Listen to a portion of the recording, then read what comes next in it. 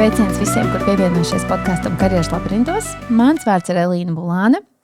Šis ir podkasts, kurā es pētu dažādus izaicinājumus un iespējas un grūtības, ar kurām saskars cilvēki savos karjeras ceļos. Šodien ir atkal tāda īpašā epizode ar jūsu klausītāju iesūtītiem jautājumiem par dažādām ar karjeru un darbu saistītām tēmām un situācijām, uz kuriem tad mēs centīsimies sniegt atbildes vai vismaz piedāvāt savu profesionālo perspektīvu un padiskutēt par šiem te jautājumiem, lai iedotu tiešām tādu plašāku skatījumu uz šīm dažādajām tēmām. Es esmu arī aicinājusi viesi. Šodien viesos ir certificēta supervīzore, darba un organizācija psiholoģe Anita Āboltiņa. Čau, Anita! Čau, Elīna! Šodien mums tāds interesants darbiņš, ka mēs varam ieskatīties cilvēku dažādās darba situācijās un tiešām grūtībās un tiešām izaicinājumos un vismaz censties iedot kādu varbūt jaunu skatījumu uz to situāciju, varbūt kādu ideju, kādam nākamam solim šīs situācijas risinājumā, tādu ieskatu.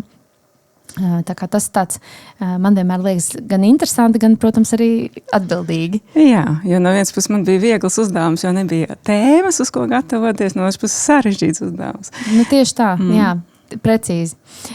Bet es domāju, ka būs labi un būs interesanti. Noteikti gribu pateikt milzīgi paldies visiem, kas tiešām iesūtīja savus jautājumus. Viņu bija ļoti daudz, un kas man tiešām ļoti uzrunāja, kad tie jautājumi bija tādām aprakstošām situācijām, detalizēti.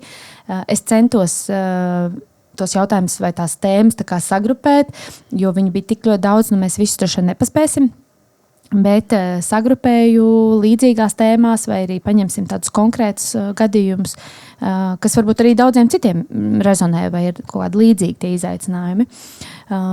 Kas mums te ir? Mums ir ļoti daudz dažādi. Mums ir par karjeras virzienu meklējumiem, par attiecībām ar vadītāju, attiecībām ar kolēģiem, par izaugsmi uzņēmumu iekšienē, par toksisku darba vidi, par ko es vispār nebrīnos, ka par tādu tēmu ir jautājumi.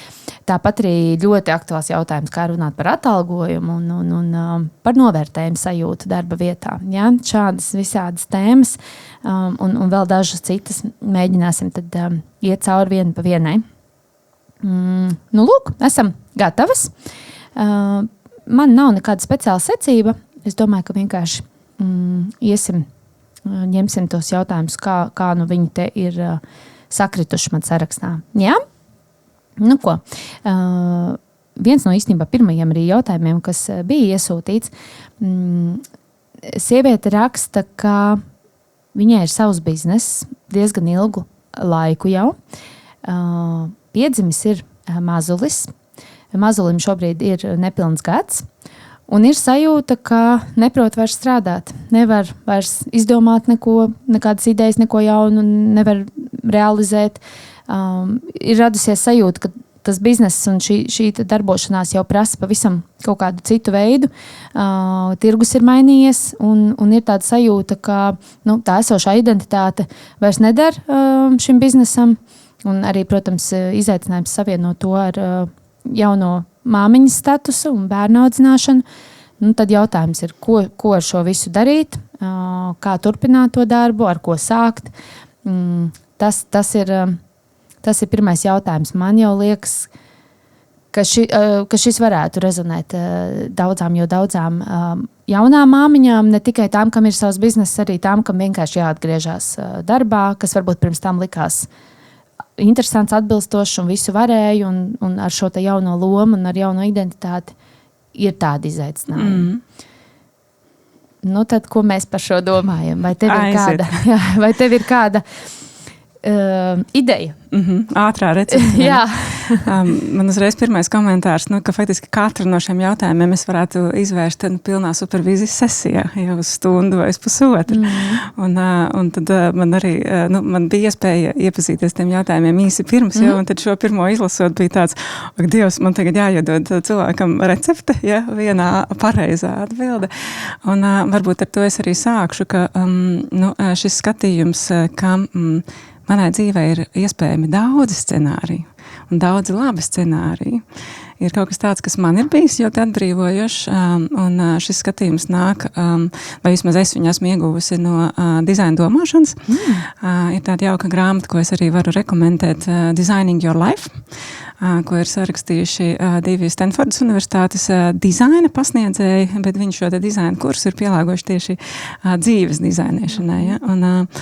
Tā kā šis te skatījums, ka nav vienas pareizās atbildes un arī tavai dzīvē, kā tik svarīgam priekšmetam var būt daudzi scenāriji, var kādam ļoti īstā brīdī būt atvieglojums, ja, ka vienalga kādu ceļu šodien tieši, varbūt negluži vienalga, bet vienu no vairākiem potenciāliem scenārijiem es izvēlēšos un visi no tiem ir gana labi, tad es izvēlēšos un to ceļu iešu. Ja? Tā kā ar šo vienu skatījumu varētu sākt. Un otrs, varbūt tāda ļoti ģenerāla atbilde arī būtu, ka meklēt to vienu neitrālo cilvēku, tevi, mani. Tu domā tā kā profesionāli? Gan, jā, es pat paplašinātu to atbalstu, teiktu, spāringa partneris, neitrāls cilvēks, ar kur parunāties. Protams, tā var būt atbalstošā profesija, tas var būt supervizors, coachs, varbūt arī, psihologa, psihoterapeits, varbūt tas ir tavs, agrākais kāds labs kolēģis, ja, kurš tā diezgan neitrāli to skatu var dabūt un nav ļoti emocionāli iesaistīts tajā stāstā. Ja. Vīrs varbūt, lai cik viņš būtu atbalstoši, varētu nebūt tā kā ideālais risinājums. Tā kā dabūt to sarunu partneri. Un īstenībā, jā, man tā pirmā asociācija bija tāda, tas jau Elīnas jautājums, ja karjeras izvēle, ja tagad mēs varētu parunāt, ja kas ir tie tavi gājieni tipiskie. Bet tad es palasīju tā kā tiešām vairāk detaļas tajā stāstā, un šeit ir stāsts, ka tā ir uzņēmēja. Ja tad viņai ir savs biznes, un tur ir interesanti arī tie vārdi, ko viņa ir izvēlējusies, ja, ka vairs neiet, kā grib, es varētu iemest arī acis, un kaut kāds pāris izvilktos akcentus. Izdomāt nevar realizēt. Biznes prasa citu ziņojumu, citu realizāciju. Mainās tirgus. Un kā atrast jauno identitāti sev un biznesam. Ja, tā kā viņi faktiski jautā gan par sevi, gan par biznesu. Jā, tā kā viena bilde varētu būt plašāka, kas ir tāds tiešām karjeras konsultācijas vai karjeras attīstības jautājums, ko man vispār ar savu dzīvi darīt. Ja? Vai man šo pašu biznesu turpināt vai citu, vai varbūt es domāju par algotu darbu. Tā kā tas būtu tāds ļoti plašs skatījums, un tas arī varbūt šim cilvēkam dar. Šajā gadījumā varbūt vairākas detaļās nolasu, ka viņai tas pirmajā pietuvinājumā ir tomēr, ko man darīt ar šo esošo biznesu. Ja? Un tad īstenībā viena ideja, kas man nāca prātā, ir biznesā ir pazīstama SWOT vai SWOT metode angliski. Ja? Kā būtu, ja tas cilvēks nodalītu sevi no biznesa? Jo privāti uzņēmējiem šī ir arī problēma, ja ka tās lietas saplūst. Ja? Jo tā jautājumā ir, ka biznesa tirgus mainās. Ja? Un tā kā paskatīties tādu vēsu skatu, kā iet manam biznesam, uztaisīt SWOTiņu, vai varbūt arī kāda cita līdzīga metode. Un tad padomāt par sevi. Bet atsevišķi no biznesa. Ja? Kas ir manas stiprās puses, kas ir mani ierobežojumi, kādas iespējas es redzu sev kā cilvēkam un kādus riskus es redzu sev kā cilvēkam. Tāda viena fiksā ideja. Brīnišķīgs ieteikums tiešām. No savas puses, kad es izlasīju šo jautājumu, man tiešām pirmais, ko man gribējās teikt, ka tas, ko tu piedzīvo, tas ir tiešām pilnīgi normāli. Tam pat ir nosaukums. Angliski tas ir matter sense. Nezinu, kā latviski šo iztulkot, bet tā kā tā mātes identitāte, mātes identitātes tā pāreja, kad bērns piedzimst, tad sievietēm šāda identitātes forma ir, viņa ir pētīta, tiešām ir ļoti daudz pētījumu par to, kas ar mums sievietēm notiek, kad mums piedzimst bērns, kāda šī identitāte mainās, transformējās, un viņi pētnieki pat salīdzina šo transformāciju tāpat kā pubertāti. iedomājieties, pubertāte, dzīves laikā tā ir viena no lielākajām transformācijām, kas ar cilvēku vispār notiek. Mēs zinām, pusauģu vecums ir viens no tādiem jaudīgākajiem. Ja? Un pētnieks šo salīdzina faktiski arī ar to pašu, kā sieviete kļūst par māti. Viņa gandrīz vai kļūst par citu cilvēku, vismaz neirozinātnieki tā saka. To es gribēju izcelt, ja? Ka tas varbūt šīs sajūtas tiešām es mainos un viss, un kas notiek, tā visticamāk arī ir. Visticamāk, tu tiešām arī tiešām esi mainījusies un mainies. Tā kā ar empātiju, ar pieņemšanu pret sevi, ja, vispirms. Un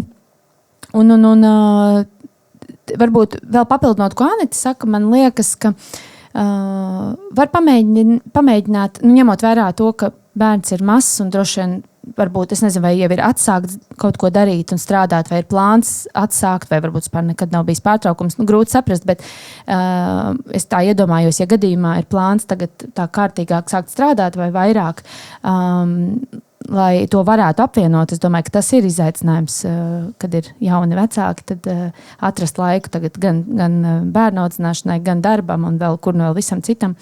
Tad varbūt nedzīties pēc visa tā vecākā bija, gan tā biznesa modeļa, gan darba ritma, un tā kā, kad mēģināt iekāpt tajās vecajās sliedēs, ka tas ir normāli, ja tas vairs tev nedara. Tas ir viens, un tad var vienkārši uzdot sev jautājumu, kā es šobrīd gribu vislabāk, kas ir tas veids, vai cik daudz laika es varu veltīt, cik daudz es gribu veltīt darbam, piemēram. Varbūt es tad izlemju, ka man tās būs, 4 stundas dienā, un tad sadalu viņas. Respektīvi, tā mēģināt diezgan praktiski, racionāli, tiešām to kalendāru paņemt, kaut kā paplānot, un padomāt, kas varētu man šobrīd strādāt. Laikam tas galvenais ieteikums būtu tādiem maziem soļiem patestēt. Patestēt, kas ir tas mans jaunais veids. Un tāpat arī, ko tu, Anita, saki, uztaisīt to analīzi, vispār padomāt par biznesu vēl tā atsevišķi. Ko tad es darīšu un kā savādāk, ja tas, kas bija, vairs nav aktuāli, piemēram. Tā kā, ceru, ka kaut kas no šī Jā, rezonēs. Man ļoti norezonē tas, ko tu saki, ka tiešām tas ir cits cilvēks. Jaunā māmiņa ir pilnīgi jaunā dzīves situācijā un mēģināt, tā kā eksperimentēt. Varbūt pat, kā fantāzija, varbūt pat darba ņēmējām ir salīdzinoši vieglāk atgriezties. Ja? Un uzņēmējām ir vēl grūtāk atgriezties, ja tajā darba ritmā. Ja? Es esmu bijis tikai darba ņēmējs kurpēs, tad, kad atgriezos no bērnu kopšanas atvaļinājuma, tā kā tās otras pieredzes man tad nebija. Un es varu tikai iztēloties, ka tad iespējams vēl vairāk tā dzīve saplūst un robežu grūtāk nospraust, ja kur man sākas darbs un beidzas un kur ir mazulis. Ja? Pilnīgi piekrīt. Un tas ierosinājums par to, ka pamēģināt maziem gabaliņiem, ja tā kā mazāku slodzi paskatīties pa gabaliņiem tā. Vēl, kas man tā piemērā iekrita acīs, ir frāze "es neprotu strādāt". Tā kā pievērst uzmanību tam, kas ir tava pārliecība vai tavas pārliecības. Ja? Un vai šī doma tev šobrīd palīdz vai traucē? Es neprotu strādāt. Un kas aiz tās lēpjas? Un varbūt tad, ir vērtīgi parunāties arī ar kādu atbalstošo profesiju, kaut vai vienu reizīt. Jā. Lūk, novēlam visām jaunajām māmiņām un jauniem vecākiem ar jaunu jaudu, bet dodot sev to empātiju, izrādot sev to empātiju un pieņemšanu, atgriezties atpakaļ darbos, jo tas ir tiešām pavisam cits cēliens.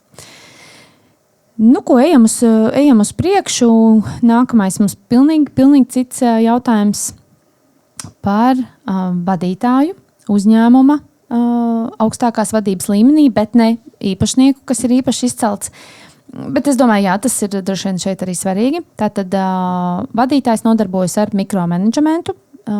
Vispār visā uzņēmumā var saprast.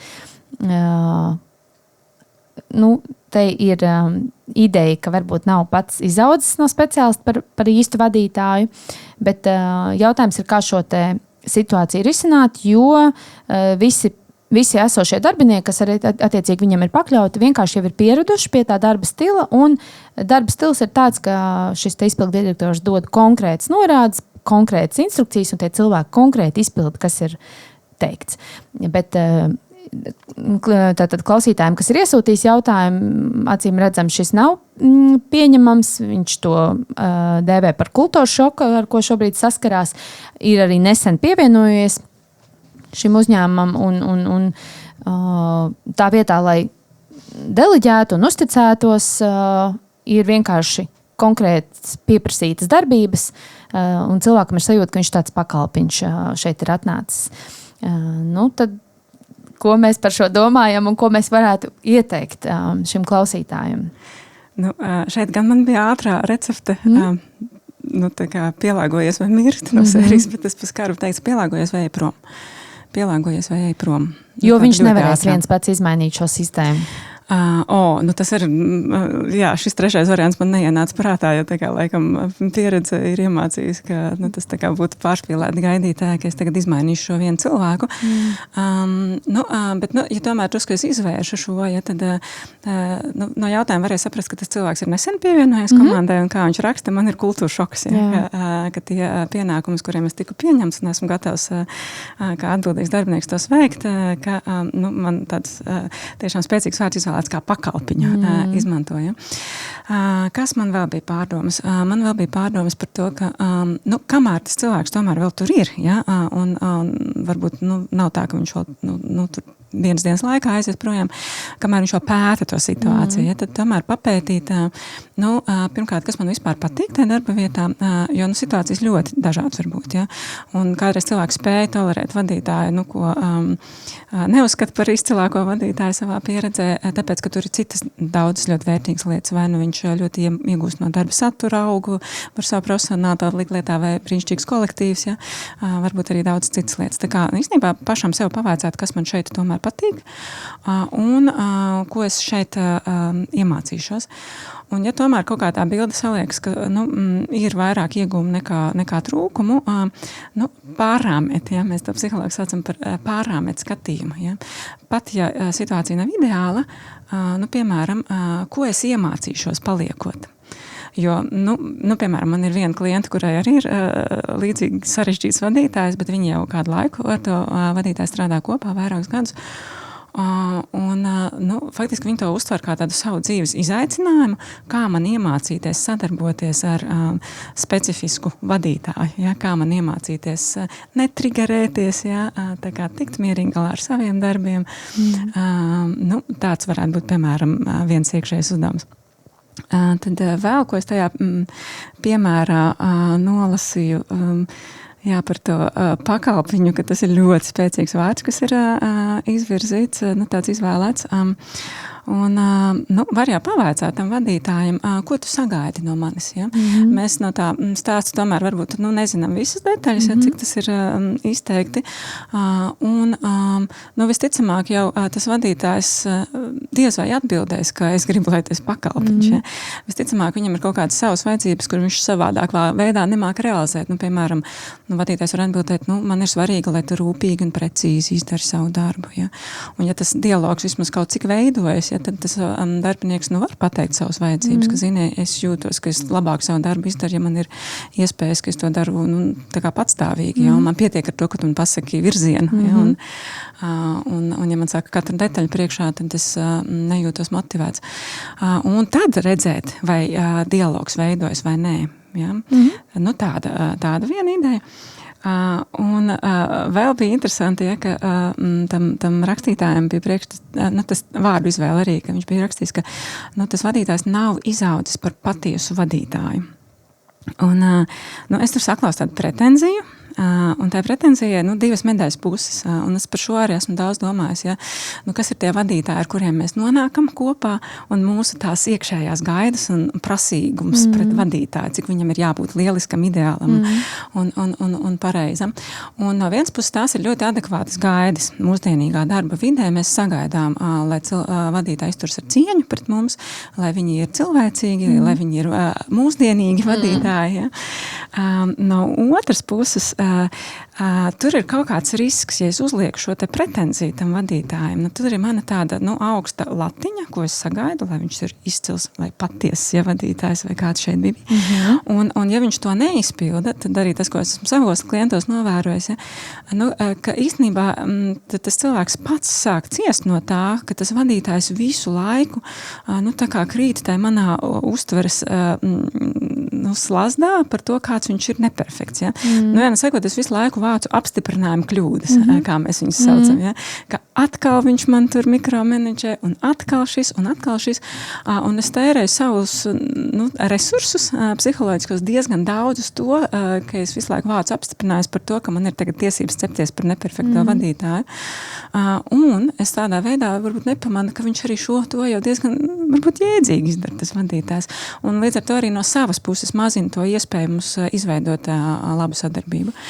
Tāds man komentārs niansēts. Lielisks šis te vēl pēdējais uzsvers. Tas vispār ir kaut kas tāds, varbūt, kas mums visiem jāliek aiz auss. Tā ir mūsu tendence. Es domāju, mūsu tiešām cilvēku smadzenes tā ir organizēts. Ja mums ir pārliecība par kaut ko, tad mēs tiešām redzam pierādījumus tam, un mēs neredzam 101 pierādījumu visam pretējiem. Tāpēc faktiski tādai sevis apzināšanās treniņam parasti iesaka, uzrakstīt šo savu pārliecību, ka ir tā, un tad ir pilnīgi uzdevums atrast 10 pierādījumus, kas apgāž tavu pārliecību. Faktiski, kā jebkurā normālā zinātniskā darbā, kur tu mēģini hipotēzi pats apgāzt, vai ne, lai tu vispār saprastu, vai tur ir kaut kas apakšā vai nav. Tā kā man ļoti patīk šī pieeja, tas ir, ja gribas ar sevi kārtīgi pastrādāt, jo tas, protams, prasa resursu.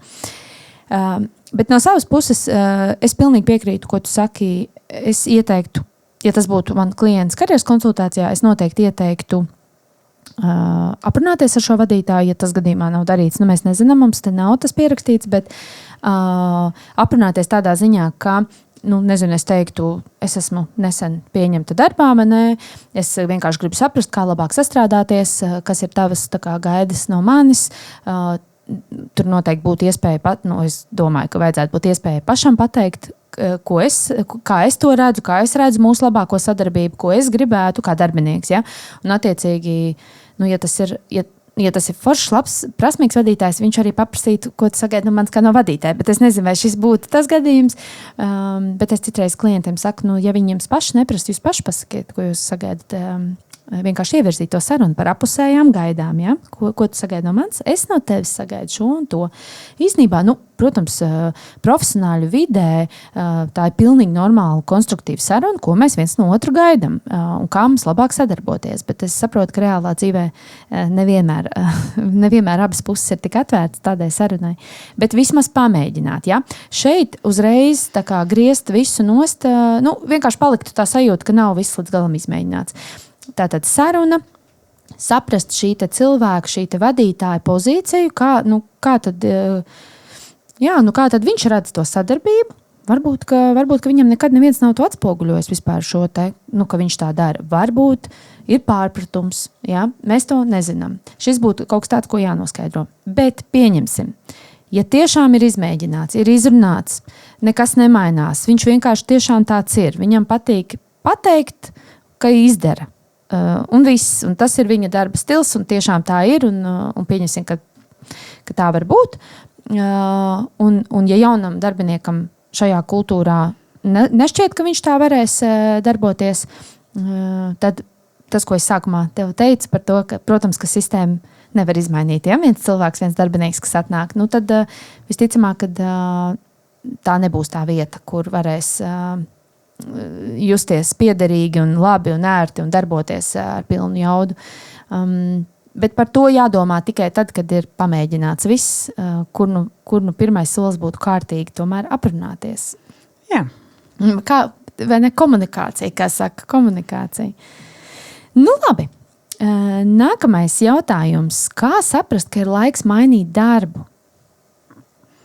Šis arī bija ļoti labs. Šis ir, ja mēs tā par karjeras konsultācijām, šis, es domāju, top 3 droši vien jautājums, biežākais, ko cilvēki prasa. Kā saprast, ka ir laiks mainīt darbu? Tad, kā saprast?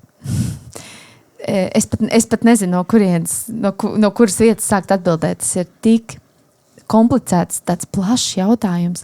Es varētu sākt, bet var turpināt. Sarunāšu. Jo tiešām te mums abām varētu būt laba pieredze arī un stāsti ar klientiem. Man pirmā doma bija, ka, ja šī doma ir prātā iešāvusies, un viņa sāk par sevi likt manīt aizvien vairāk, patestēt to domu. Jo tas, ko es arī ļoti bieži pieredzu un piedzīvoju, ka tad, ja cilvēks sāk pētīt to domu, tas nenozīmē, ka viņš uzreiz mainīs.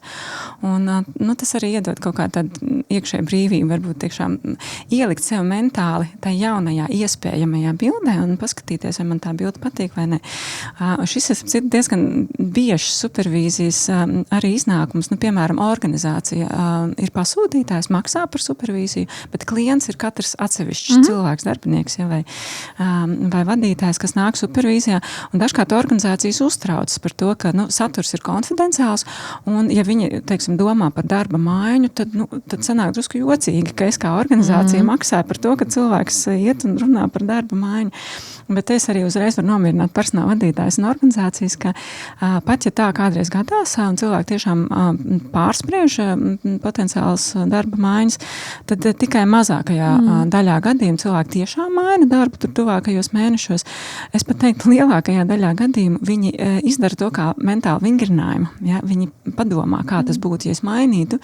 Un ļoti bieži viņi nonāk pie secinājuma, ka šeit tomēr daudz lietas, ko es novērtēju. Ja? Viņi iziet tādu mentālu tādu sānsoli un atgriežas. Bet, protams, kādā brīdī pienāk arī brīdis mainīt to darbu, tā kā es teiktu, kā patestēt. Jā. Un tad jau arī var pamēģināt aiziet uz kādu darba interviju, pastīties, kas tur notiek, ja, un kā es tajā realitātē jūtos. Un varbūt tieši atnāk tas klikšķis, ka tā sen jau vajadzēja. Ja. Es zinu, kāpēc man ir tik grūti atrast atbildi uz šo jautājumu. Tāpēc, ka tur ir miljons iemeslu miljons, un, lai atbildētu šo jautājumu, man jāzina, kas ir iemesls. Tāpēc, ja godīgi, ja man tiešām ļoti daudz klienti parasti nāk ar šo jautājumu, tāpēc man atbilde laikam ir tāda, ka ja ir šis jautājums, un ja viņš, tātad, kā tu saki, patestēt, bet, ja viņš neliek mieru, un tā kā nenāk tā atbilde, vai visu laiku ir tikai jautājums, kāpēc gan nepamēģināt ar kādu aprunāties? Vai kādu, kurš ir no paziņām, draugiem, nezinu, tuvākiem cilvēkiem izgājis kaut kādai līdzīgai pieredzei cauri. Vienkārši pasmelties skatījumu par šo tēmu, vai arī vērsties tiešām pie profesionāla atbalsta, lai papētītu tos iemeslus. Jo no tā, kāds ir iemesls par šo domu, tur ir arī slēpjās atbilde. Tad varētu arī saprast, ko ar to darīt. Ja? Jo dažiem tas ir nopietns kaut kāds identitātes maiņas jautājums, tad mēs varam ar to strādāt. Kādam ir vienkārši trendi apkārt, un tad ir tāda sajūtā, varbūt kaut ko neesmu sapratis. Sabiedrības spiediens. Jā, kaut ko palaidis garām. Šis ir ļoti bieži, jā. Es jau 4 gadus šeit strādāju. Precīzi. Un cits saka, es jau 15, un tas jau katram atšķirs. Jā, un katram ir kaut kāds cits priekšstats no sociālajiem mēdījiem, kas tad ir tas jau. Vai es esmu aizsēdējies, vai viss ir kārtībā ar mani, vai ne? Tas varētu būt viens. Redz, mēs jau tagad izspēlējam tos variantus, un atkarībā no tās situācijas mēs arī droši savādāk tad runātu tālāk un savādāk kaut ko citu ieteiktu. Tāpēc man tiešām ļoti grūti vienkārši tagad noskaitīt kādu sarakstu, kā to saprast. Varbūt tad es aicinātu pašam mēģināt sev identificēt iemeslu, kādēļ es vispār par šo domāju, no kurienes man šis jautājums radies. Un tur meklēt tālāk jau to atbildi. Lūk, tas par darba maiņu. Nākamais mums ir jautājums par interesants jautājums no kandidāta, acīm redzot. Tātad cilvēks ir pieteicies, viņš startē 2 dažādos uzņēmumos, un fantastiska situācija, 2 darba devēji ir piedāvājuši pievienoties uzņēmumam. Tad jautājums ir, cik pieklājīgi drīkst kaulēties par algu un par labumiem, vai vispār piedienās kaulēties. Te ir konkrēti piemēri, kad ir vienā uzņēmumā ir dzimšanas dienas brīvdiena kā bonus, otrā uzņēmumā nav. Tad jautājums, vai es varu to teikt, vai es varu vienam teikt, ka man tur otrā uzņēmumā piedāvā dzimšanas dienas brīvdienu. Tāpat otrādāk, vai es tam otram uzņēmumam varu teikt labumus no tā otra piedāvājuma. Tātad, vai šāda informācija drīkst izpaust. Un tad vēl ir papildus jautājums par apdrošināšanas polisi. Vai startējot uz šo te pozīciju, es vispār drīkstu pajautāt, kas ietilpst apdrošināšanā. Jā. Ļoti interesanti jautājumi. šis bija ļoti labs un īstenībā negaidīts. Es sākšu ar pēdējo, vai var vaicāt, kas ietilpst veselības apdrošināšanā? Pilnīgi noteikti jā. Pilnīgi noteikti jā. Un darba devēja arī to, īstenībā bieži arī labprāt pastāstīja, ka, piemēram, mums ir iekļautas 5 psihologu, psihoterapeitu konsultācijas, kas tagad jau ir tāda normāla praksa. Vai tur zobārsts? Zobārstniecība, higiēna un tam līdzīgi. Ja? Tā kā šo droši var prasīt. Par to būtiskāko jautājumu, ja man ir 2 līdzvērtīgi darba piedāvājumi, bet viņiem atšķiras labumu daļa, ja, tad vai man pakaulēties, vai un kā, ja? Te es sākšu varbūt ar to, ka drusciņi padomāt no otras puses, kā organizācijas būvē labumu sistēmas, un organizāciju skatījumā ļoti būtisks elements šeit ienāk taisnīgums. Un pat, ja es tur kaut kā tagad tajā atlases procesā tur dodu ziņu, ka man varbūt tur interesētu tas viens labums, kurš ir citur, bet šeit nav, tad organizācijai visticamāk būs dilema, ko mums ar šo darīt, jo vai varbūt viņi uzreiz visticamāk vienkārši atbildēs, ka atvaino, šis mums nav labam grozā, jo nav nevienam. Ja? Un tad, ja mēs tev vienam iedodam, tad kā būs ar citiem? Šī tāda viena perspektīva, ko var padomāt, kas ir organizācijas iespējas un taisnīgums pret pārējiem kolēģiem. Bet vispār, ja viņš bija interesants ar to, un kas notiks, ja tev tagad tā organizācija teiks, sorry, mēs tev nevaram to brīvdienu iedot. Jo tas piemērs bija, ka viena darba dod brīvdienu dzimšanas dienā. Ja? Tad es tagad aizēju, Klauveči, man tas jūsējais piedāvājums tīri labi patīk, bet tā otra vieta man dod to brīvdienu. Ja? Maši iedodiet man ar to brīvdienu. Un ko tu darīsi, ja viņi tev teiks, nedosim tev to brīvdienu? Tad tu teiksi, ok, tad es pie jums neeju, tad es eju pie tiem otriem. Ja? Tā kā man likās, cik tavā lēmumā liels svars ir šai brīvdienai un tam vienam labumam. Ja? Un ko tu gribi panākt ar to tirgošanos? Man vairāk bija tāda fantāzija, ka varbūt tam cilvēkam vēl gribas izjust, ka par mani cīnās, ka par mani šitie 2 dūži tagad kaujas, jo mēģina man tā kā pārpirkt. Ja? Un tādu spēli, protams, var spēlēt, bet viņa ir ar risku, jo tad kas ir tas iespējas, ko tu rādi par sevi? Un tu jau nezini, varbūt ir numur 2 ļoti tuvs kandidāts, un varbūt darba devējs ir identiskā situācijā kā tu, un viņam ir 2 finālisti, un tu tikai esi kaut kādu nelielu bonusu pārsvariņu pēc dabūjis to pirmo roku. Un viņi padomās, ja tik daudz tu runā par labumiem, vai tava interese ir tikai materiāla, un kā tad ir ar to interesi par darba saturu? Vai tad mēs tev neinteresējam no citiem aspektiem nemaz? Ja? Tas tā pārspīlējot. Bet tāds pragmatisks veids varbūt kā var par to runāt, jo ko mēs nezinām, tomēr visas detaļas par tiem labumiem, ja tomēr viena lieta ir svarīga, kaut vai tās pašas brīvdienas paņemsim, ja? Un es varu uzmodelēt situāciju, kur cilvēks saka, jā, es esmu jaunais vecāks, man ir mazi bērni, un man katra brīvdiena ir zelta vērta. Un ziniet, man ir 2 piedāvājumi, man abi ļoti patīk, ka es vispār dotu jums priekšroku, bet ir tāda lieta, ka man tai otrā vietā dotā brīvdiena. Varbūt jums ir kāds risinājums, ja, kas man tā kā palīdzētu šo lēmumu pieņemt par labu jums, piemēram. Ja? Un dažkārt jau tie darba devēji nav nekādi tur rigīdie, ja? Un tur ir radoši personāli cilvēki, vai vienkārši varbūt viņš tajā atbildē sajutīs to rūpi un interesi, ko viņš meklē, ja? Ka, hei, mums nav šis, bet kā būtu, ja mēs varētu, nezinu, un tur ir kaut kāds cits piedāvājums vai stāsts par kaut ko, ko es varbūt nebija izstāstīts atlases procesā, ka mums ir workation, piemēram, ja vēl kaut kas. Tāda būtu mana atbilde. Es tev piekrītu.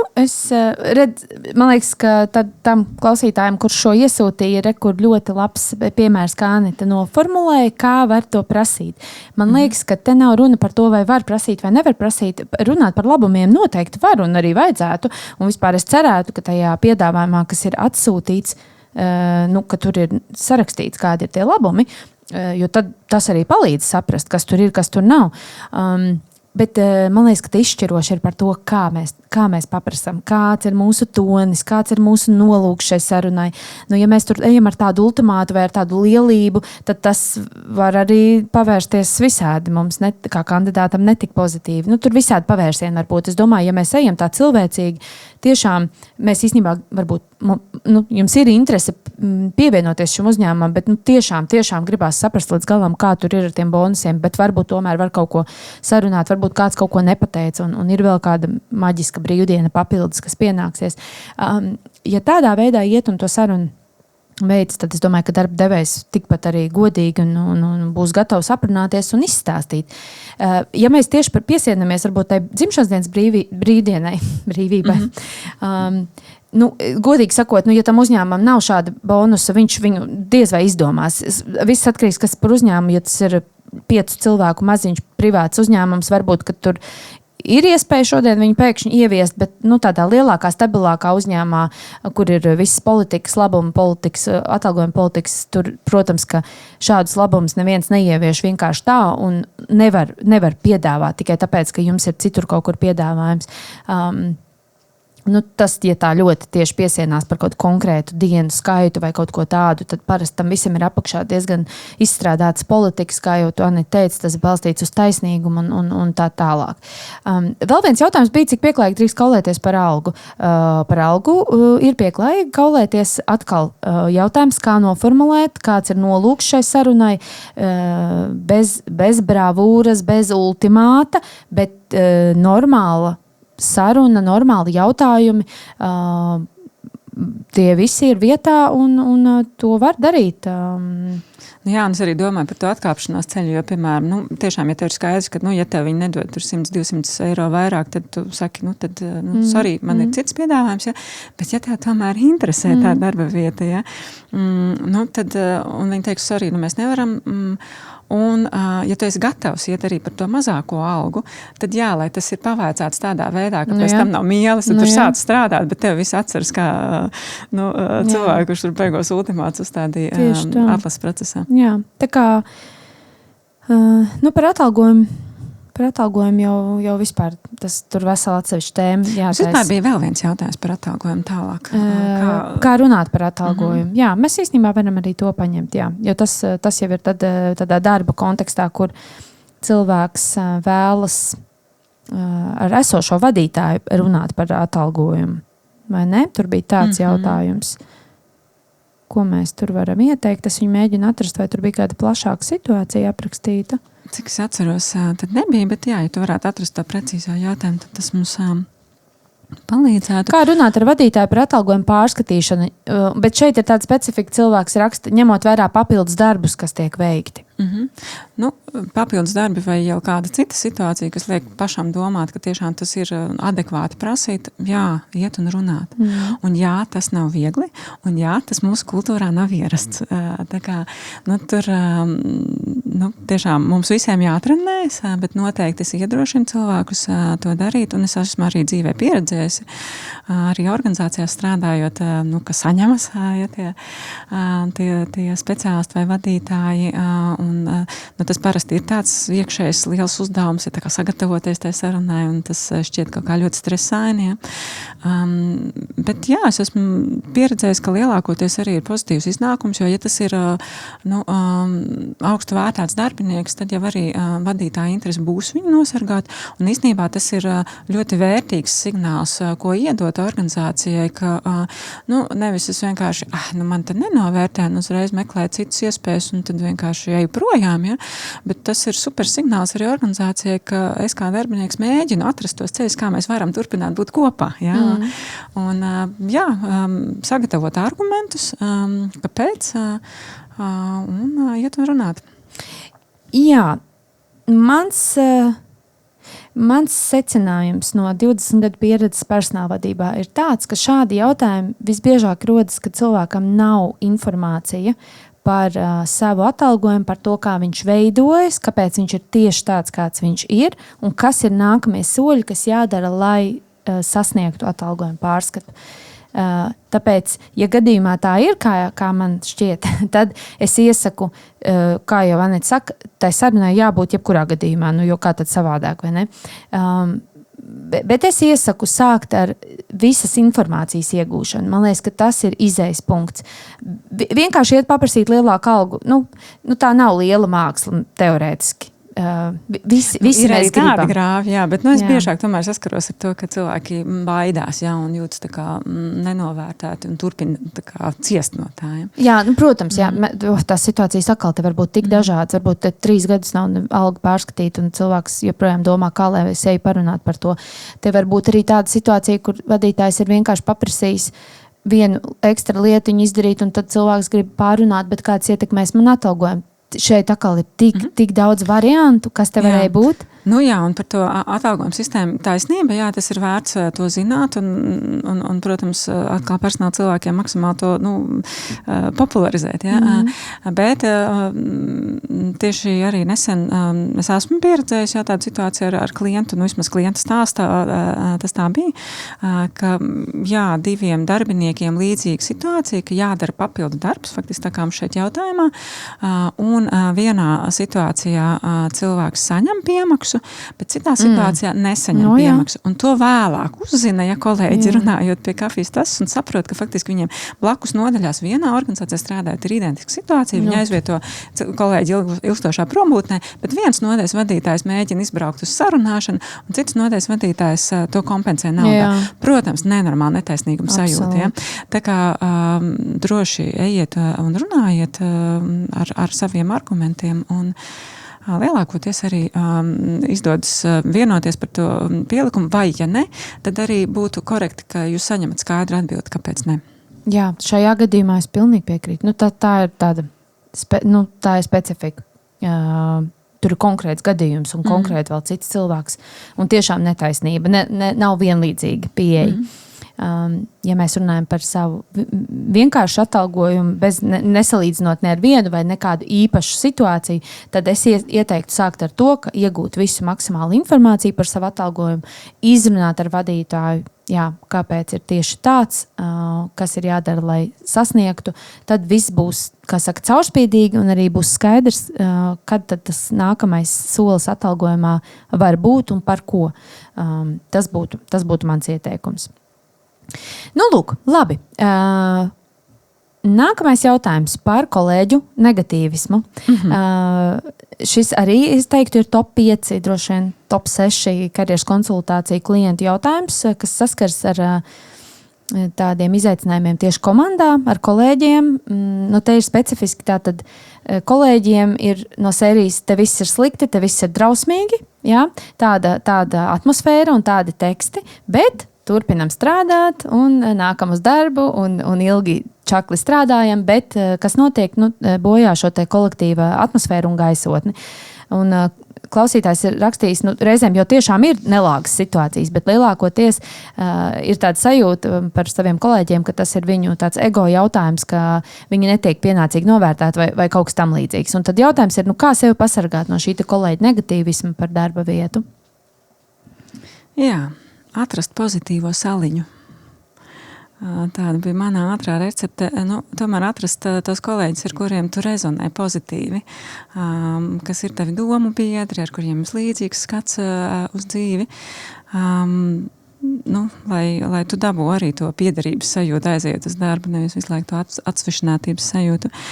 Vēl viena lieta ir īstenībā tādā veselīgā apjomā arī paust to savu atšķirīgo viedokli, jo tas mums arī kā sabiedrība ir diezgan raksturīgi, ka mēs esam pieklājīgi un netik drosmīgi paužam to savu viedokli, ja tas atšķiras. Ja? Un arī pavisam nesens arī bija vienā grupā un viens cilvēks sāk tādu negatīvo domu malšanu un aiziet tā sūdzēšanās, viss ir slikti, un visi citi mēs pacietīgi sēžam un klausamies šo monologu. Ja? Un cik ilgi, vai ne? Un jautājums, vai man pietiek arī tādas pašapziņas, mierīgas pārliecības par kaut ko pateikt, ka, zini, par šo man ir cits viedoklis, vai zini, šajā lietā ir arī kaut kas labs, tur, nezinu, piemēram, satiksmes izmaiņas ielā X un kolēģis cepas, un tu vari pateikt, bet zini, es šodien braucu ar riteni pa to ielu, un man kā velobraucējam bija īstenībā tiešām ērti. Nu, piemēram, ja tā kā, arī tāds treniņš, vai mēs spējam būt ilgstoši kopā ar cilvēkiem, ar kuriem mums atšķiras viedoklis. Bet, protams, ilgtermiņā, tas ir tik brīnišķīgi dabūt savu baru.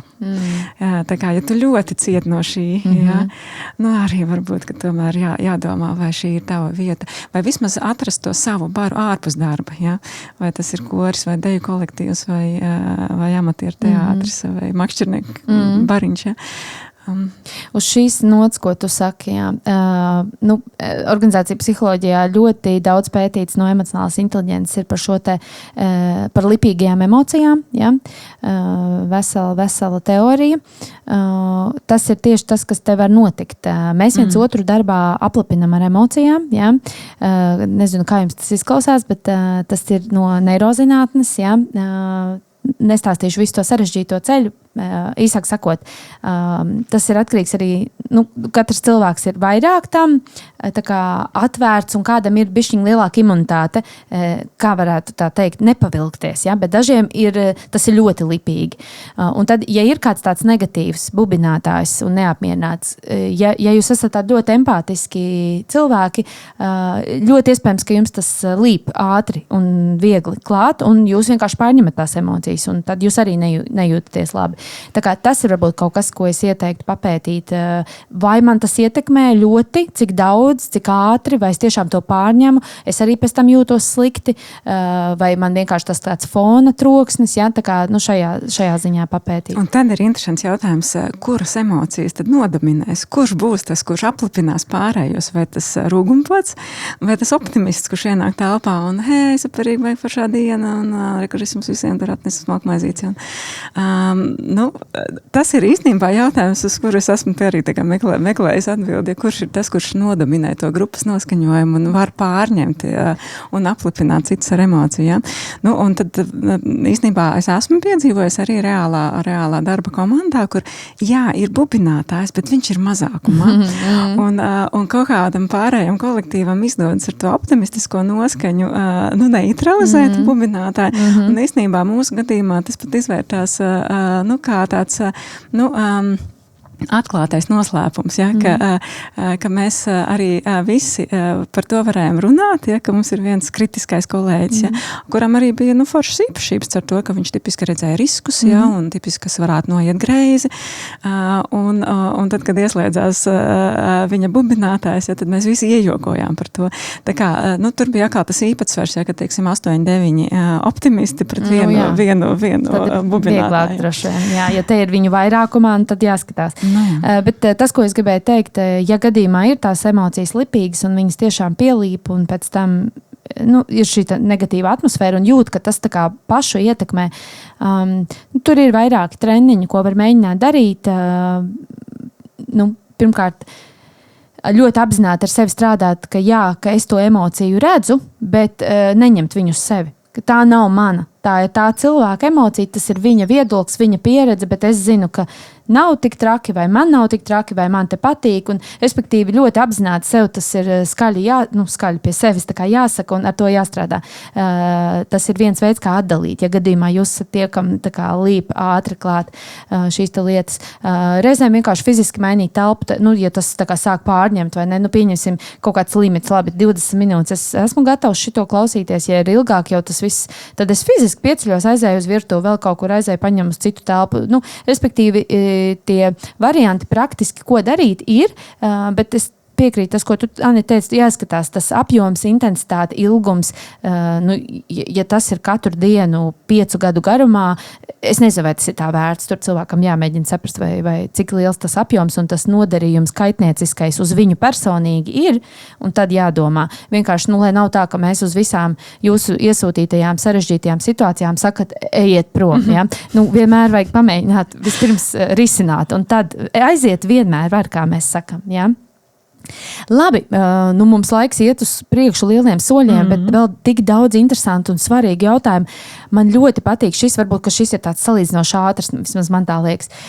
Iesūtīts jautājums par to, ka vidējā līmeņa vadītājam ir, kā saka, kā to pateikt, uzdevums no viņa valdes priekšsēdētāja, tātad no augstākā līmeņa vadītāja, ka ir jātur darba telefons pie sevis vienmēr ieslēgts tuvumā, vienalga, vai tas ir pēc darba laika vai brīvdienās, jo vienmēr var būt tā, ka zvana un ir jāatbild.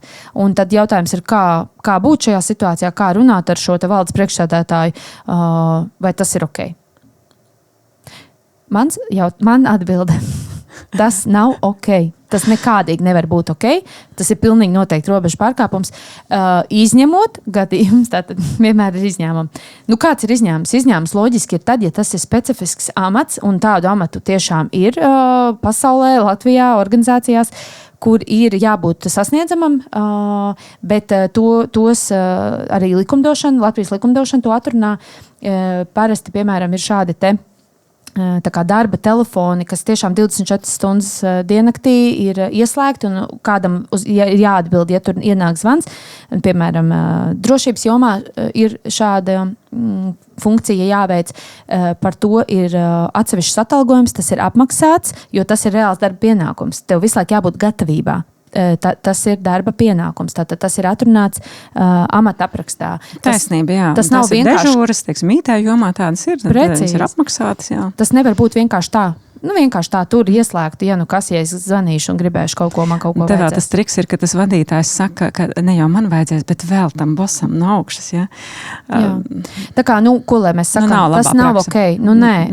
Es noteikti teiktu, ka tā vienkārši uz to piekrist nevajadzētu. Tas būtu diezgan neprātīgi, jo, ja mēs šo sākam, tad jau pēc tam būs ļoti grūti teikt, nē, labi, viss man apnika. Tad to vajadzētu uzreiz jau īstenībā teikt, ka paga, bet kā tad mēs kā šis būs?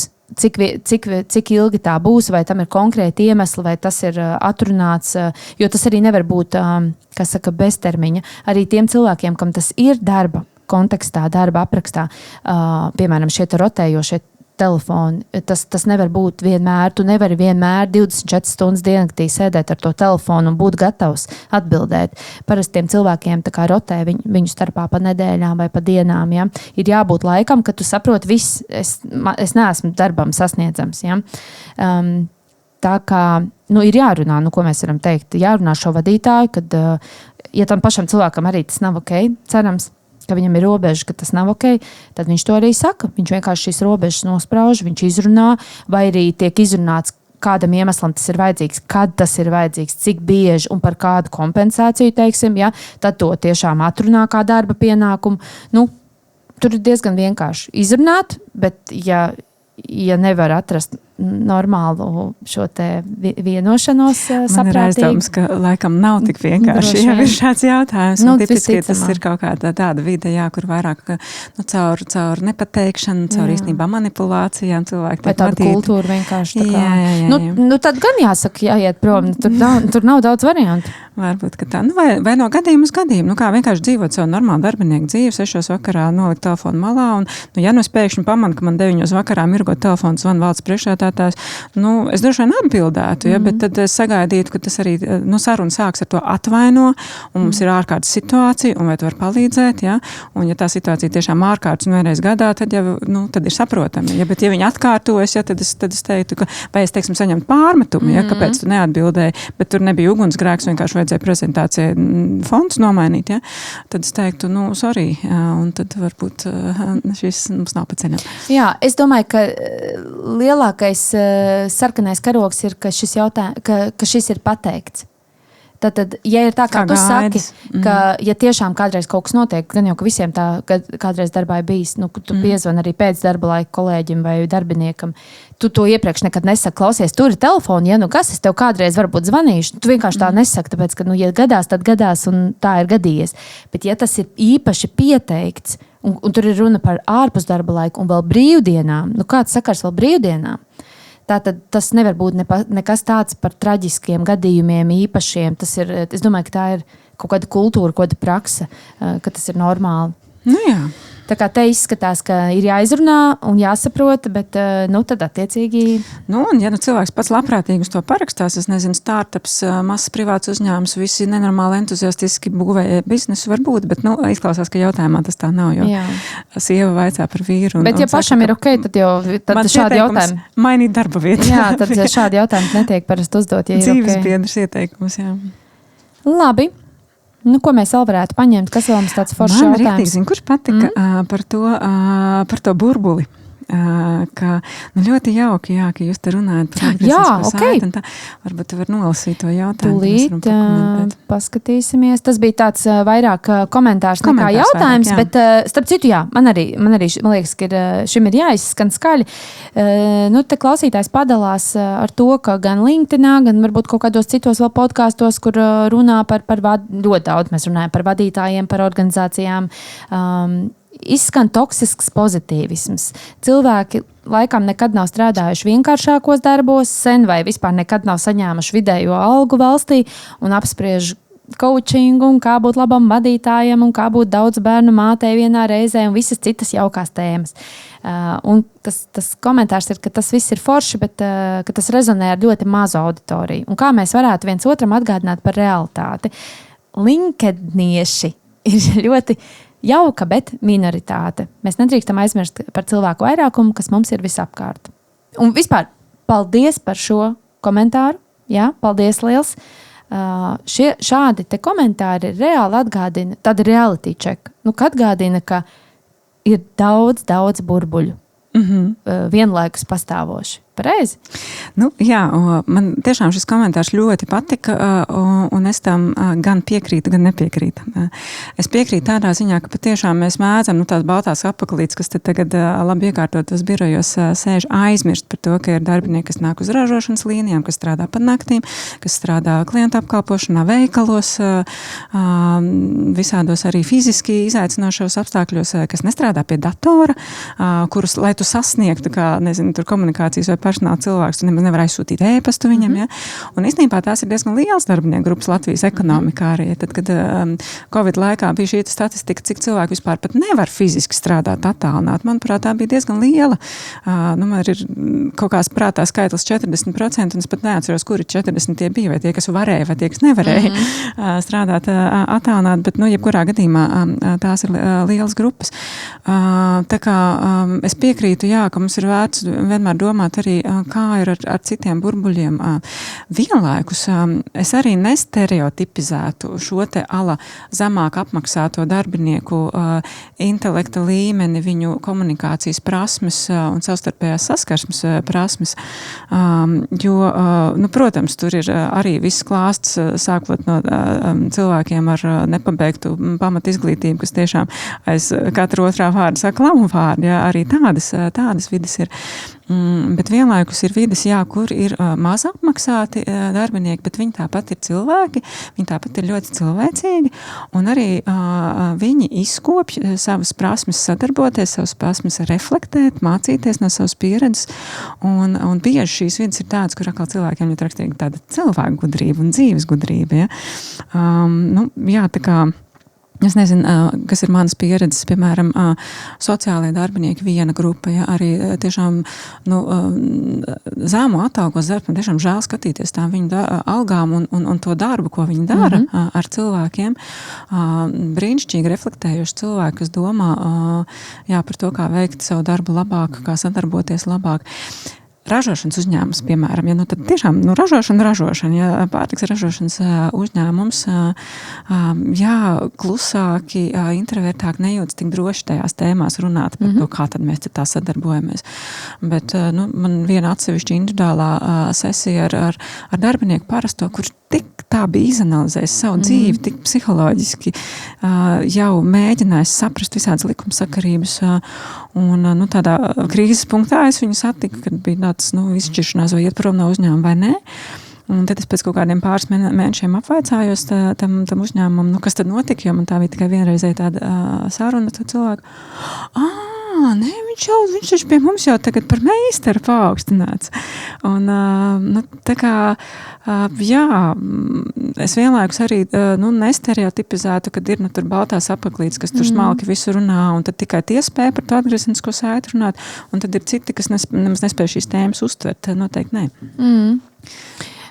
Šī vienkārši nenormāli interesanta tēma, un es sākumā, kad izlasīju, domāju, bet ir tie burbuļi.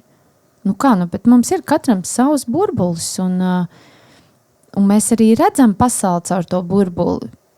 Tad mums liekas, ka aktuāls ir tās lietas, kas ir mūsu burbulī aktuāls. Protams, ka ir forši un ir ļoti nobrieduši sevis apzinoši cilvēki, paskatās arī plašāk.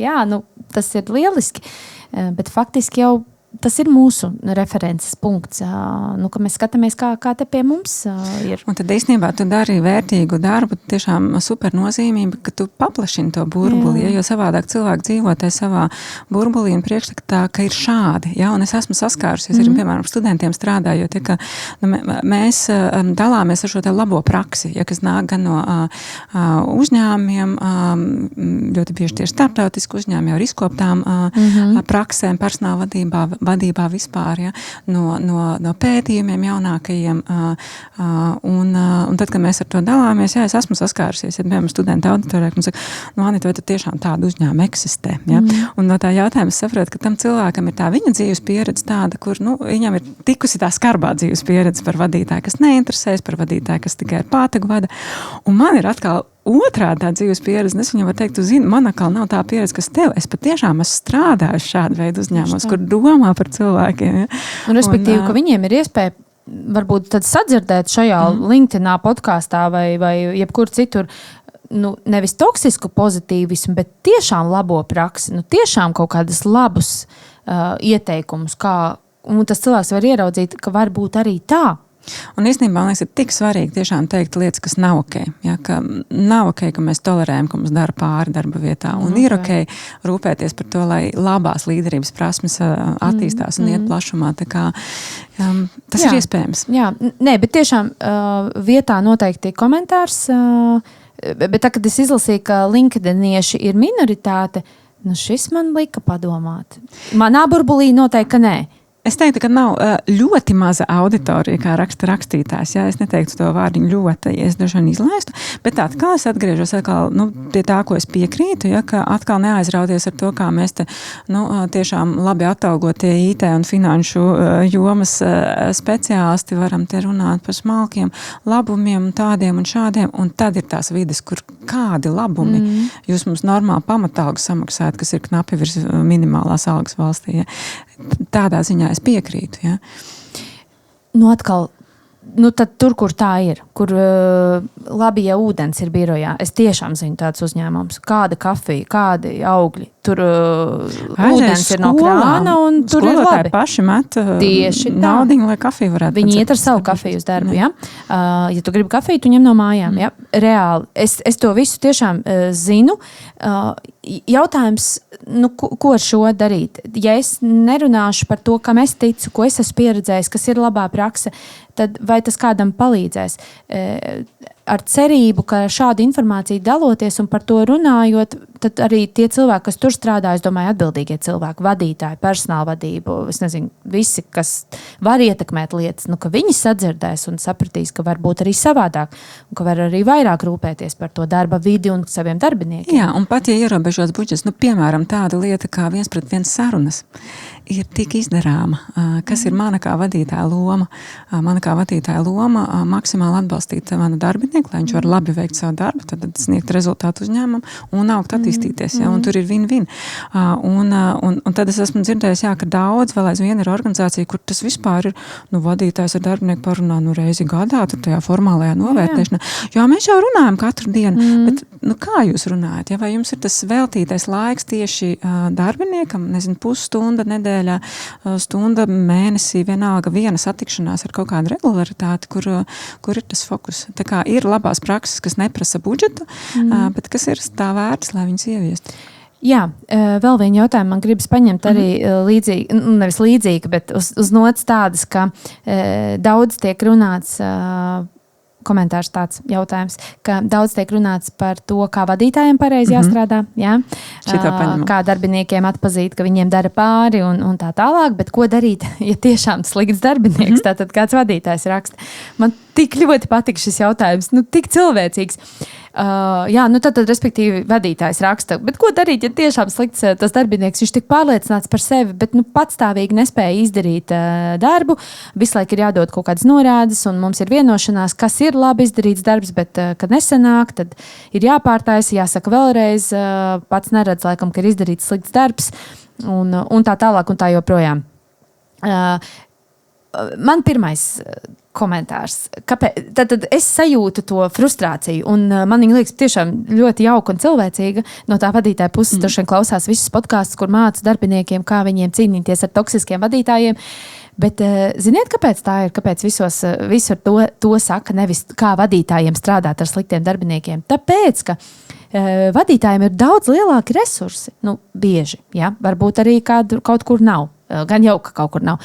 Bet biežāk vadītājiem dēļ šī te vadītāja pozīcijas un dēļ tā statusa un dēļ tās varas, kas parasti nāk ar šo pozīciju, ir vairāk instrumentu, kā viņš var strādāt ar šo darbinieku. Šeit mēs runājam par konkrētām lietām, vismaz konkrētajā jautājumā, par zemu darba sniegumu, nevis par kaut kādām manipulācijām un kā tas darbinieks turpina zirnekļu tīmekli, bet tīri par zemu darba sniegumu. Un uzņēmumos, skatoties, kas par uzņēmumu, bet uzņēmumos arī ir šī te pieeja, kā strādāt ar zemu darba sniegumu, kurā brīdī mēs varam lemt, ka šim darbiniekam ir tāds tā kā vēl viens pārbaudas laiks un kaut kādi konkrēti uzdevumi, kas viņam ir jāuzlabo. Un ja viņš nevar uzlabot savu darba sniegumu, ja viņš nav atbilstošs, mēs varam runāt par to, kā virzīties tālāk, vai tas ir cits amats, vai tas ir, vai kā mēs šīs darba attiecības tālāk risināsim. Tātad vadītāja pusē būtu vairāk šie instrumenti, ko darīt. Tāpēc arī neviens tik skaļi par to visu laiku nemāca un nerunā. Un īstenībā es piekrīstu, ka vajadzētu mācīt, jo Katrija Vintiša, kad pie tevis bija, arī teica, ka, tie vadītāji jau arī nav piedzimuši ar to atgriezeniskā saites prasmi, vai ne? Un ir īstenībā tik labi un vērtīgi tiešām to mācīt, un arī tiešām kā prasmi mācīt. Un, man te ir ātrā atbildi šo jautājumu. Jautājums beidzas ar tādu, ala jautājumu vai komentāru, vai tiešām jāsaka, tie dati ir atlasīti nepareizi, lūdzu pārtaisi, tas ir slikti izdarības darbs? Jāsaka. Jāsaka. Katru dienu. Un es saprotu, ja vadītāji noguši no tā, cik reizes. Es teiktu, ka var palīdzēt tāds skatījums kā situatīvās līderības teorija. Var paskatīties, pameklēt internetā un padomāt, kāds tas darbinieks ir kā tips. Jo situatīvās līderības teorija saka, ka pielāgo savu stilu darbiniekam. Protams, kā vadītāji mēs alkstam un ilgojamies pēc tiem patstāvīgajiem, motivētajiem, kas jau paši visu saprot, bet ne visi darbinieki tādi būs. Un šķiet, ka šis darbinieks ir bīdāms bakstāms vadītāju valodā, vai tās, kuram tiešām prasās gan precīzi norādes, gan arī ļoti tieši atgriezeniskā saite. Ja? Un, ja tev ir tās darbinieks, tad tu viņam dod atgriezenisko saitu katru dienu. Ja? Līdz viņš pierod, un arī tu iemācies savā ziņā strādāt ar tādiem cilvēkiem. Bet jā, tā ir prakse un prasme, kas jāliek lietā katru dienu. Noteikti, jā. Es gribu vēl divus jautājumus paņemt. Viens ir tāds diezgan ātrs. Viens ir par darba tirgu. Kas šobrīd notiek darba tirgu? Kāpēc tik daudz cilvēku nevar ilgi atrast darbu? Un kāpēc darba devēji neatbild uz pieteikumiem mūsu mākslīgā intelekta laikmetā? Kāpēc viņi pazūd bez ziņas? Kāpēc viņi pazūd pēc intervijām? Un kur ir palikusi darba devēja cieņa pret darba meklētājiem? Aleluja, jāsaka, ja? Šis jautājums ir spēkā un aktuāls, es nezinu, jau 5 gadus noteikti. Ja? Tā kā tas pat nav tikai ne šobrīd aktuāls, tā ir sērga vairāk gadu garumā. 10 un 15, diemžēl, jāsaka, tur nekur nav pazudis, nav atradies. Mākslīgais intelekts nav vēl palīdzējis mums šajā sakarā. Tas ir traki, arī esot kandidāti kurpēs vairākas reizes pēdējā laikā, tad tiešām nesaņem atbildi. Tā nav labā prakse, personāla kolēģi, lūdzu, sniedziet atbildi. Kāds vai aizsūtiet to standarta vienveidīgo, automātisko atbildi, bet vismaz cilvēkam būs skaidrība. Ja, ka šajā konkursā viņš var ne uz ko vairāk negaidīt.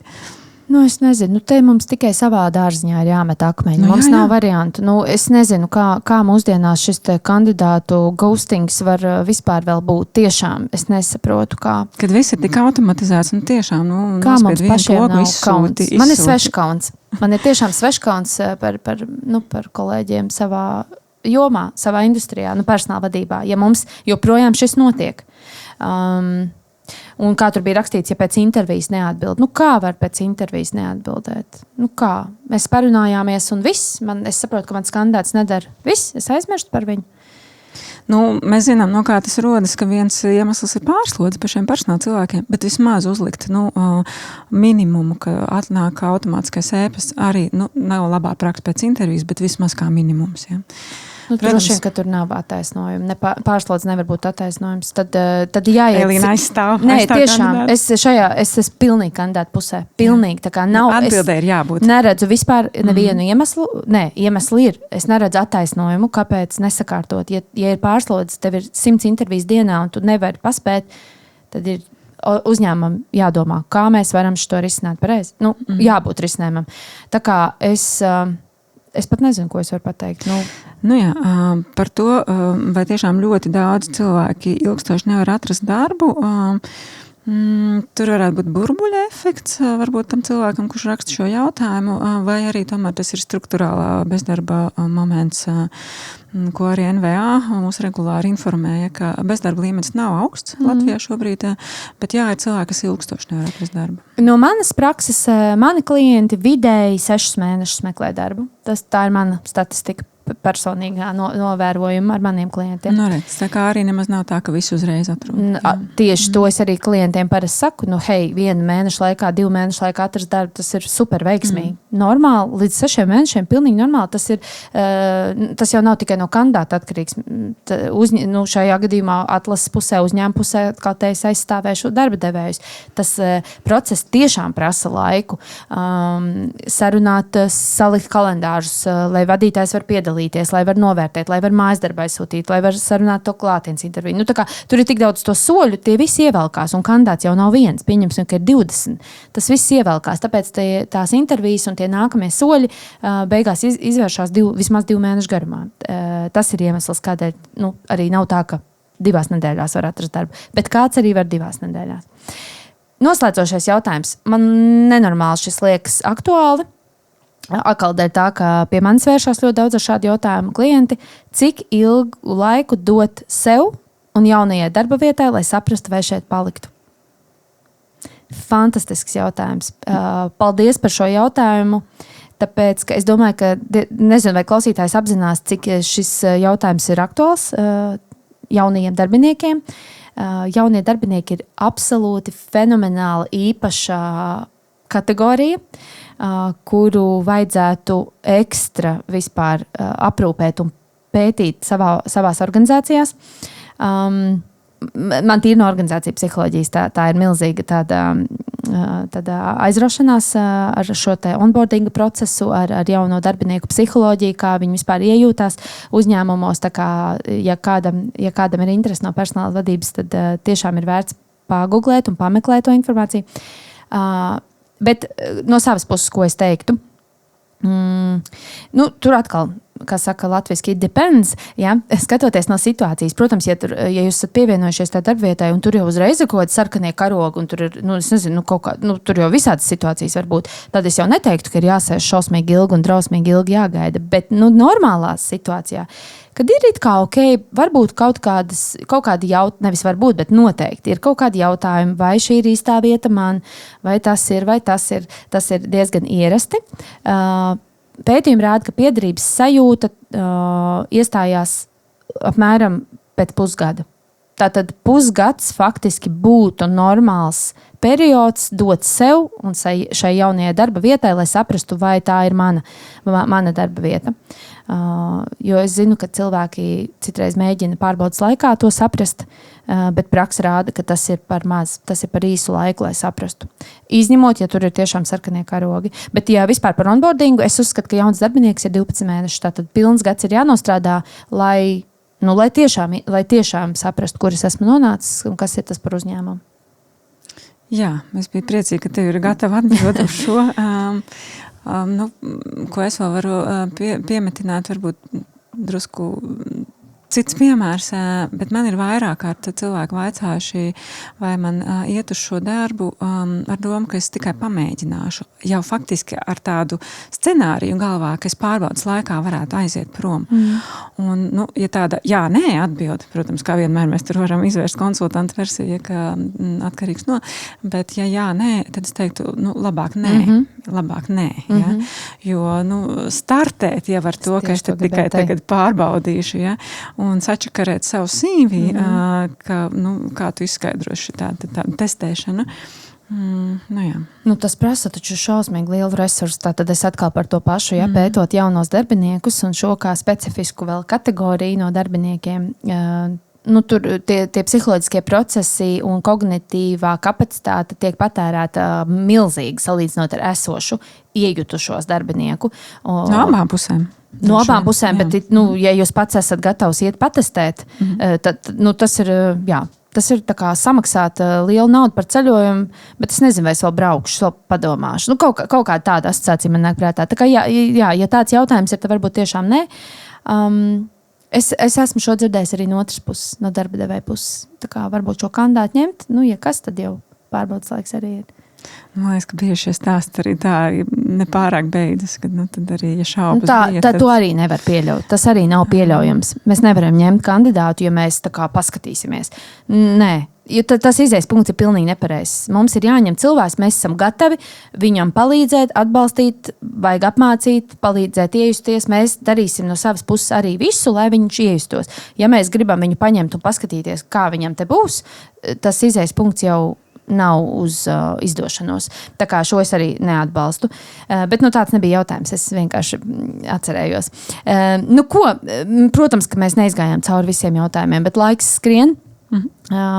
Ļoti ceru, ka noderēs, kaut kas aizķersies, kaut kas būs varbūt kā iedvesma, kā ideja kaut kādam risinājumam vai kādam nākamam solim pretī savam risinājumam. Skaidrs, ka mēs tikai varam padalīties ar savu pieredzi, savu redzējumu, savu personīgo viedokli, savu profesionālo viedokli. Paņemiet to, kas rezonē, kas noder. Gribas teikt, ka lasot šādus jautājumus un saņemot šādus dažādus komentārus un jautājumus, jūtu, ka tieši par to ir podcasts. Tieši par šo, cik daudz mums ir to grūtību, izaicinājumu, bet arī fantastisku iespēju darba vidē, un cik darba vidē ir liela daļa no mūsu dzīves, no mūsu ikdienas, un ka mums ir cilvēkiem svarīgi to risināt, un mēs gribam labi tur justies, un gribam kaut ko jēgpilni darīt un izaugt, un visu kaut ko mēs tur gribam. Un šādā veidā par to runājot un diskutējot, mēs varam redzēt, hei, es neesmu tāds vienīgais, citiem arī ir līdzīgi, vai ne? Vai, cik citiem ir tādi dīvaini, sarežģīti jautājumi, mēs nekad neesam neko tādu saskāries, vai ne?